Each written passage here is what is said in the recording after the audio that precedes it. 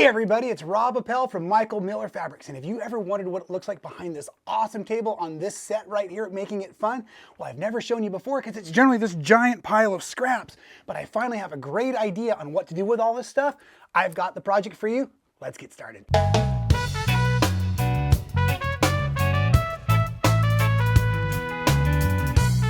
That's right, I have been storing piles of pieces and parts of quilts under this table for a year now. I actually have two giant bags like this, and I've always heard about this great project where you can make pet beds for our humane societies, our animal shelters, those kinds of things. And just last week I was out in Salem, Wisconsin at a really fun shop called Buttons and Bolts, and my friend Heather there, it's a very cool pet-friendly quilt shop, and my friend Heather there was telling me all about one of the projects she does where she basically makes pet beds using up her scrap. And basically just take a yard of fabric, sew it up the sides, leave an opening at the top, and start throwing all your little snips and bits in it while you're sewing. Be careful what you throw in there. Don't put trash in it. Make sure you don't put any pins in there accidentally. Right. Things along that line. Got to be safe.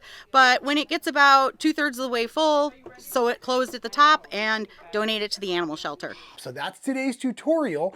And so I thought, how fun would it be to go ahead and walk through that project, but also in our show and tell, show you what we've got coming down the pipeline from Michael Miller Fabrics that I also consider to be pet friendly. And let me show you. Now, you've seen this one before, but it's great, and it's obviously for you cat lovers out here.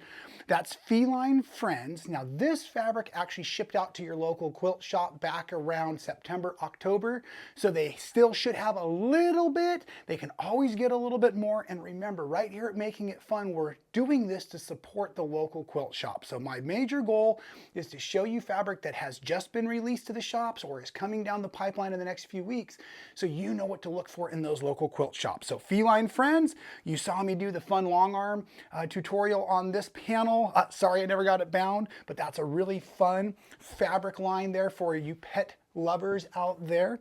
Of course, we have another one that has just started to ship, basically. It's just arrived in the quilt shops in the last few weeks. A great one called Dog Show. Really, really fun fabric line. Let me see if I can set it still for you here so you can see some of my favorite coordinates. I love these tone-on-tone dog prints. And then, of course, we've got some great textures and this really great all-over dog there. So this is a really fun line. Now, if you're not as into the domesticated animals, I've got you covered. Don't you worry, because we've got Dragons Rule in both blue and pink. This is a super cool fabric line. And the thing I liked a lot about these were these fun background textures. Not only the great mosaic dragons, of course, but these great background textures they were putting in behind the dragons and the castles. I just think that's a lot of fun. And if that's still too much for you, I just wanted to say, because I love Elise Gravel's fabric here, this is Mushroom Fan Club, and I've shown it before, but I just think it's terrific, super fun, and this has just started to ship out as well, so you could get some fun foresty kinds of friends in here. There's deer and all kinds of crazy things going on, and you could get yourself, as Heather taught us, just 1 yard of fabric and make yourself a pet bed.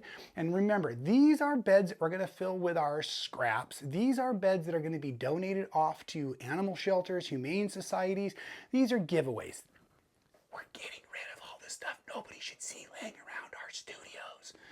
So, with that being said, sure, you could use a perfectly good 1 yard chunk of fabric, right? Like this beautiful hash dot from Michael Miller. And this is roughly what a yard of fabric looks like. It's 1 inch shy, but no big deal. So you've got selvage to selvage, it's 44 inches. So when you fold that over, that's gonna make a 22-inch fold. And then it's gonna be 36 inches this way. So what you could do so simply is you could just take this bed like this, or this fabric, this yard, and you could fold it there right sides together. I'm just going to take a moment and line up my selvages. And oh, by the way, the tutorial, the project has started. It started minutes ago. I don't know where you were at the whole time. So now as I'm jumping over my piles of scrap that is still down there because I was goofing off at the beginning of the video, we're going to need a nice long rotary cutter, ruler, I should say, and rotary cutter. So here what I'm going to do is I'm going to line up my edge of my ruler along the line. I'm going to come over here so that I'm cutting off both edges of the fabric to square it up and make a really easy to sew seam. Okay, so that's both pieces there. Just making sure. And then without adjusting that crease or that fold, I'm just going to flip it over so that it's the same line.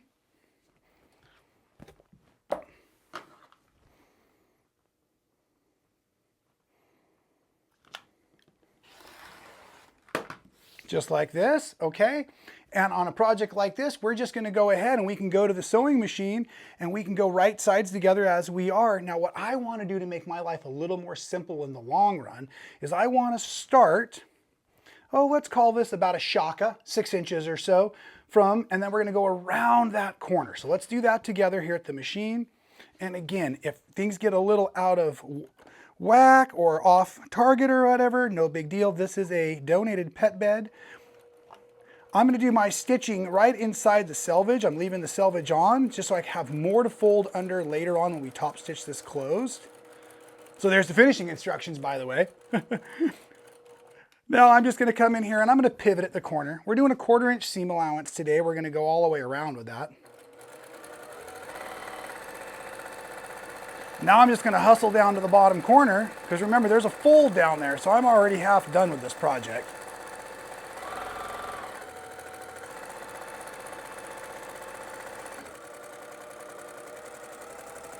Then I'm just back stitching to lock in that corner down there and doing the same.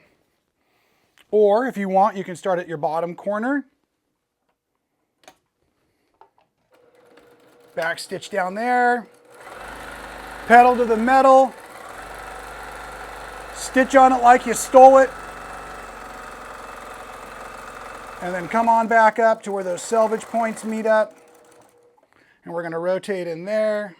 And I'm sweating bullets because I don't think I was holding onto the fabric very well, so I think I missed this top row. We'll find out in a minute.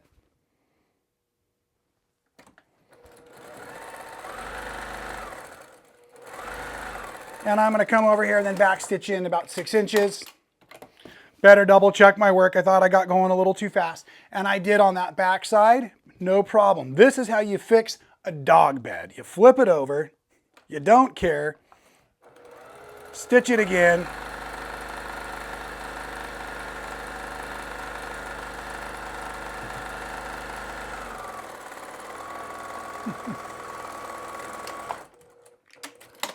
Because if my dog won't lay on it, the cat will. And I have 2 of those cats.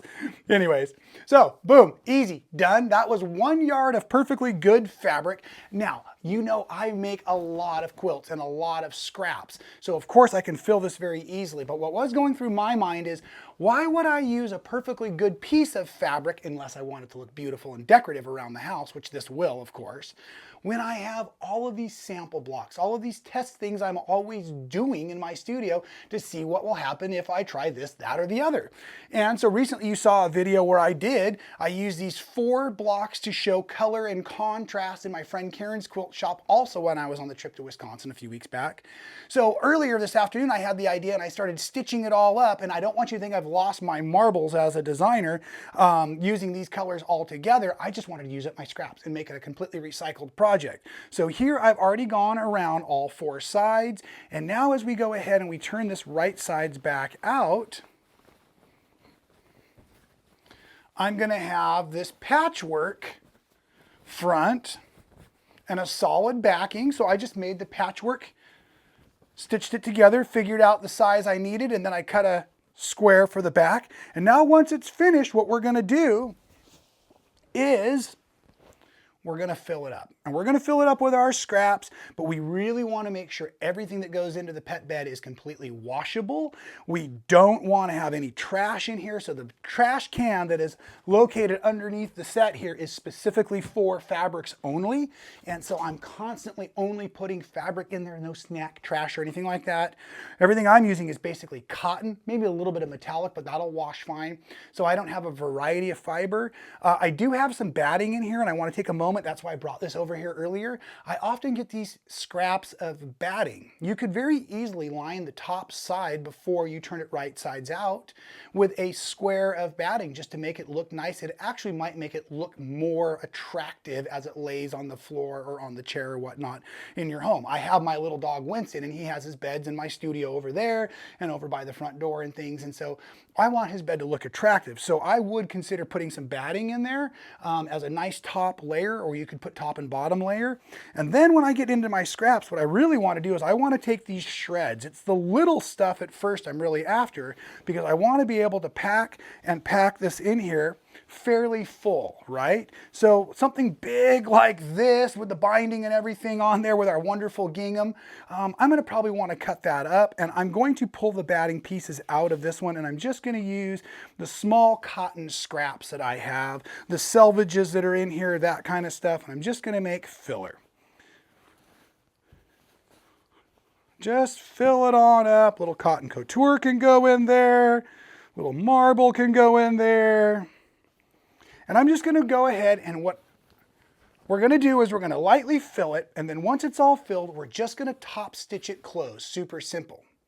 So from this point on, what I'm going to really start trying to pay attention to do in my studio, and this is what I'd like to encourage you all to do as well, is take a moment and make one of these first. Use it as the liner for that can in your studio so that you don't have to go back later on and do it. And then at the end of each project, just take their scraps and take these big chunks that you might have.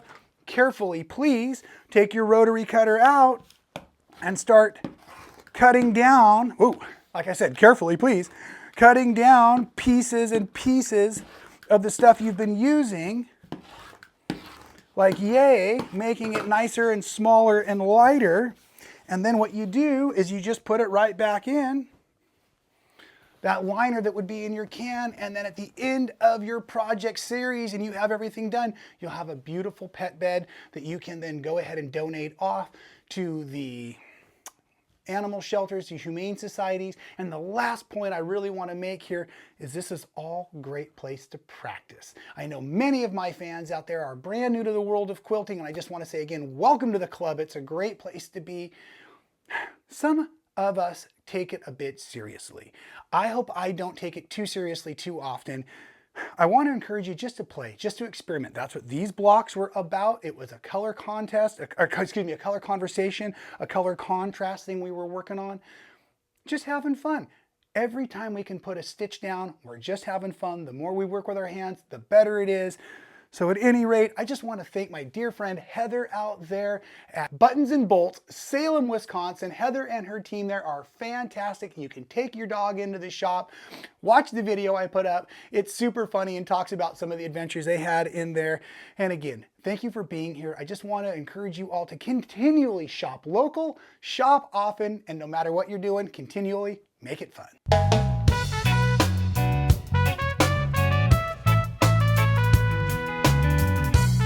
Well, I know I gotta finish putting the stuff in first before we can use it, right? You gotta put all the stuff in it, right? You gotta put all the stuff in it first. Here we go. I'm gonna top stitch it. You gotta wait. You gotta wait a little longer.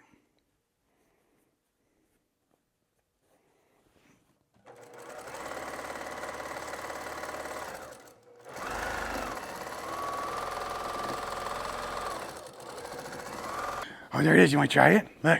You gotta shake it out. You can shake it out. Nice and fluffy. Nice and fluffy. Look at the camera.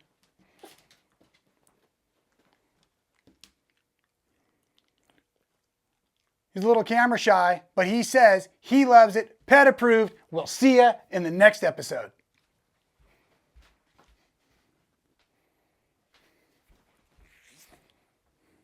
You gonna sleep on that thing all night? They got other videos and stuff to watch.